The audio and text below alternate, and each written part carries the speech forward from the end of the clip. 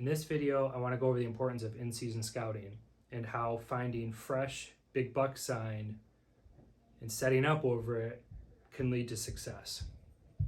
So a couple years ago, I started, the B style of hunting, of being super mobile, being aggressive, finding that buck sign and hunting that buck down, figuring that buck out, hunting him down. I was hunting with a friend of mine, the same one that was from my October 7th video where I shot my buck. He was the one that was up in the tree with me. We're trying to get his first deer. So we went out to this spot, brand new spot in Brighton that I've never been to before. Never stepped foot there, never scouted it, nothing. Went out for a morning hunt on a Saturday. Getting to what I thought was going to be an overlooked island. We set up on the south side of that island. It was a northwest wind. So we set up on that south side right before gray light. We stayed in the tree for about 20 to 30 minutes, and it didn't look good. So we got down and started scouting. I was trying to show him how to get on deer because I've had a couple questions about that of I sit all the time, I spend a lot of time in the stand, whatever it is, but I'm not seeing any deer. My question always back is, what deer sign are you seeing? So being able to find that deer sign is crucial. So we went and scouted. We found a bunch of deer sign. And in my scouting video from that same day, I go over the difference between deer sign of does and young bucks and big buck sign. So all morning, all we were finding super heavy deer sign, does and young bucks. We didn't find any big buck sign. And I really wanted to show him what finding big buck sign is. Like, what does it look like? How do you dissect it? How do you figure it out? All that sort of stuff. So we get done with that about 11 o'clock. Go back to the car for lunch. He takes off. I had a couple more hours, so I went back out. And we stayed on the east side of this access. And, I was like, there's one spot on the west I really want to check out. He didn't have time, unfortunately. This first clip is me walking right in 20 yards from the access. So I'm in this new area. It looks good. It looks really good. So I came in on this trail here because I noticed rub. That tree is rubbed.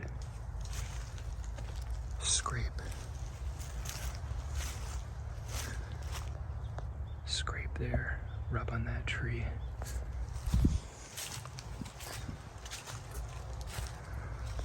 Rub on that tree. No more sign that way. There's a couple more rubs there. That's an open grass field, private. So I'm gonna work my way back, which is nice because the wind is in my face here. So this could be a worthwhile setup. I think these deer came through here this morning. This is what I've been looking for this whole freaking time. Yes. I just freshened this one up, but he's rubbing, or the licking branches are cedars. All of these scrapes are cedar. So what I'm noticing in this area here is a ton of fresh poop. Tons of it. Like, I just stepped in some. It's still green. There's some right there. It's not, yeah, there you go. It's still green. This buck just tears up these cedar licking branches. Broken branch. So I've been finding them. Broken branch. I've just been looking for cedars, looking for those little broken branches. If I see one, I look underneath and there's the scrape. So this buck has pattern. Now I gotta capitalize on that pattern. After walking around, all morning, getting up early, I wasn't making good decisions. I was pushing in too far, and I thought I was really going to screw up that area. So I wanted to sit down and kind of calm down, chill out, look at the map, kind of get a plan together. So I went back to that initial spot to sit down, kind of tuck myself up into some trees. I'm just sitting on the ground. Over there is the first scrape. Trail's leading back there, trail's leading there. It was either this clearing or the clearing behind me. The clearing behind me was more open. In this spot, I'm like tucked into a tree, and where they would be coming out, there's a tree blocking them. I'm in between, so in this spot I had fresher poop. So I got a couple hours, so I'm just gonna chill here. Well, I've sat here for about 2 hours. I haven't seen or heard anything. Kind of not surprised because I, skunked up the whole area with my scent. But I got on really solid deer trails. There was 5 scrapes on the trails, about 10 rubs or so. I bumped a deer out of its bed. Never could figure out what it was. Couldn't find the bed either, so yeah, I circled back and found this spot and decided to sit for a bit, but getting restless, so I think I'm gonna get up and go check out one more spot then. The other spot that looked really good in this little area was the northwest corner of the marsh, of the bowl. So it looked like there was a bunch of deer activity, deer trails coming in. So I went to check up there. And I saw what's typical of a transition line, deep muddy trails coming in, all perpendicular to the transition. And I made another video about this, of identifying heavy deer trails of does and young bucks versus big buck deer trails. Does and young bucks can fit through the thick of the thick, super, super tiny. Bucks need more room for their racks. They're not going to crash through brush every time they move. So there was one trail in particular. It wasn't the most traveled. It didn't have the most tracks, but it was the widest. So I walked up into that one. When I walked up in there, it was just rub, rub, rub, rub. Some new, some historic, and I thought, okay, now I'm onto something. Pick the right trail.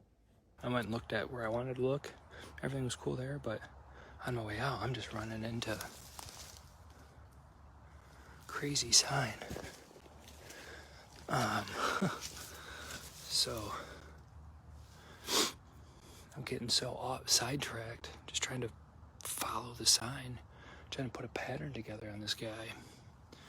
He's cruising all through this area. It's wild. The scrapes aren't very big. They're pretty minor. All of these are like all cedars. And he just loves those cedars, just tearing these trees up. I didn't take too many videos here, unfortunately. I wish I would have taken more, but I was running out of time. I was trying to be fast, and taking videos and explaining takes up a little bit of time. So I prioritized figuring this buck out instead of taking the videos. But what ended up happening was I was following a deer trail. It was indented down in the ground.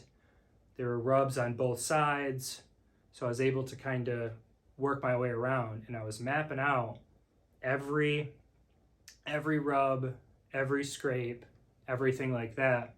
And on the big gaps where there was no sign, in between 20, 30 yards or so, I would try to find individual tracks. If I saw a big track, didn't have to be fresh, it just had to be, a big indent or something like that, I would mark that as a deer track. And I stayed on this one trail and just worked that trail. And when you lose sign like that, what I find best is you crouch down, you get on the deer's level, and you just look. Tree, tree, tree, tree. You follow that trail. Every single tree within 5 or 6 feet on either side, you look. Every single tree. Get down on their level and look. And the rubs pop out a little bit better. So I eventually worked my way all the way around this bowl back to that original clearing that I first walked in on and that I sat to hunt that afternoon. So I continued down into this clearing and I found all that sign. I mapped it out. I thought, okay, here we go. This is his pattern. A best on a west wind or something like that, a westerly wind. I don't know if that bowl is all doe bedding. I don't know, but went back to the car, grabbed a camera. So there's the scrape on this main trail here. And there's the camera. It's outside of their peripherals. They head up through there. That's where I found the more scrapes and rubs. And more scrapes and rubs that way. So, do well. Tuesday, Halloween morning. I sat a little bit to the north. My buddy Chris, I put him in the south where I thought he was coming out. Neither of us saw anything. I had what I think is a doe, not sure. Right at first light. Get about 5-10 yards away from me. Behind me, turn around, she took off. The only reason I'm saying the doe is because she blew for like 30 seconds straight. Shut up. Circled downwind and started blowing when she got my wind, but yeah, I didn't see anything. So I went and got my camera. Never did work, never did turn on. No pictures from it. So I put Chris in that other clearing where the other scrapes were on 6 more scrapes. So he's still in there. He's still working that area after I walked all through it. So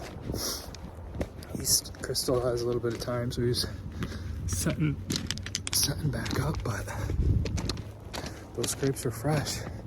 They weren't there Saturday. Sunday, Monday, 3 days. Yeah, so he's in there.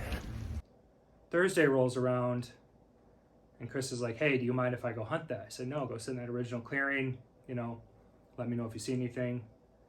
He never did. So on Saturday, he texted me and said, hey, I want to hunt tomorrow morning on Sunday. So I said, okay, check the wind.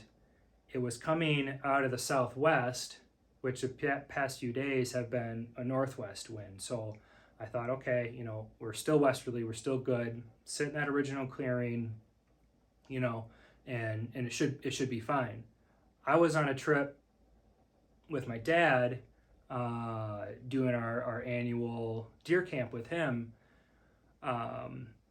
So I'm sitting up in the tree on Sunday, and I got a text. I got one, and I'm like, dude, yes, like hell yeah, thinking a doe or something walks by, because it was just, I got one.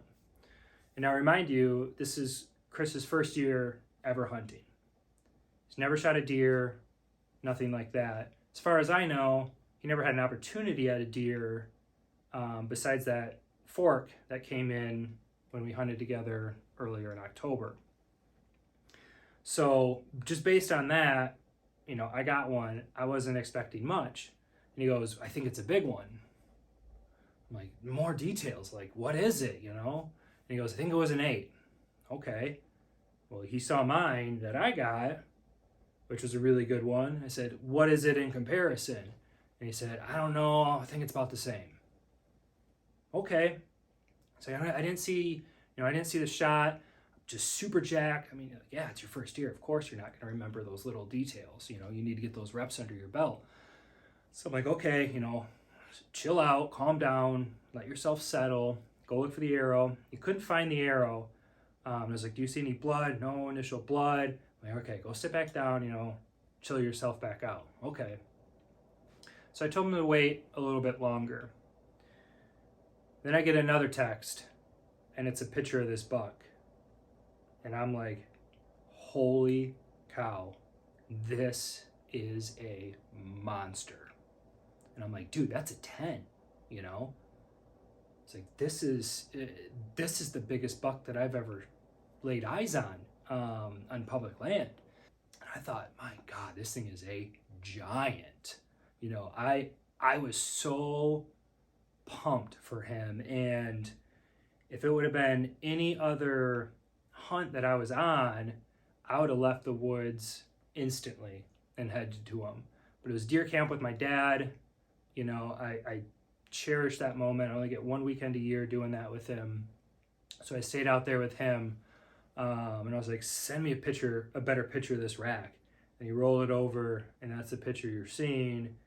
And it's just this mainframe 10, thick. It looks like he has one broken off, I'm not sure. Wide, tall. It is just the picture of a public land giant. And the first thought that goes through my mind is, damn, why did I ever tell you to hunt that spot? You know, why did I put you in that clearing? I should have set that clearing. But being able to help someone get their first deer is a very special feeling. I've never experienced that before. You know, I'm talking to these guys that I meet online that are saying, hey, this is my first year hunting. You know, I don't see very many deer. What do I do? You know, so I always tell them, get on the fresh sign. And it's hard as a new person to know what that means. What are you looking for? If you just see one rub, you know, is that fresh sign? Do you set up over that? Or do you have to pinpoint every single bit of sign, map it out, predict that line of travel? So that's what I really wanted to show him that day. But I reviewed it all with him afterwards and told him my thoughts and how we should set up and everything like that. And to have it work out just absolutely perfectly is a feeling that I've never experienced before. I've never hunted like this before. I've never devoted this much time to scouting. I've never continually learned and just been obsessed with trying to find big bucks on public land here in Southeast Michigan. So, you know, I'm super jacked for him. I'm so excited that he got his first deer and that it's this absolute monster, you know, and being honest and transparent, the thought of, or the feelings, emotions of envy and jealousy come in, because this would have been the first time that I ever really in-season scouted perfectly, that it actually was successful. It would have been my largest buck by a long shot. You know, my one earlier this year is 105-inch 8-point, and that was my biggest.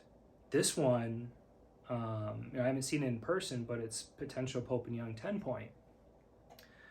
So to know, like, that could have been mine kind of led that envy and jealousy feeling and such. But I have to reframe that in my mind and look at the positives. Chris got his first deer.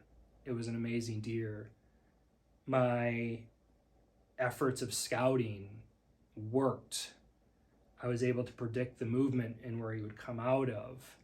You know, putting in the time, the hours, the miles, finding that sign.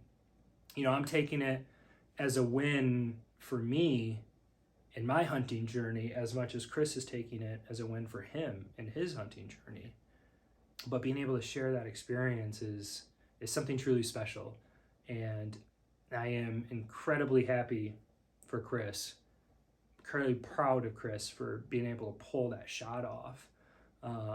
I know I would be shaken like a leaf if that deer would have walked out in front of me, and to be able to capitalize on that with your first deer, the dude's got nerves of steel. So congrats, Chris. You need to find the next one and give me that spot. Just kidding. But can't wait to see what the rest of the season has entailed.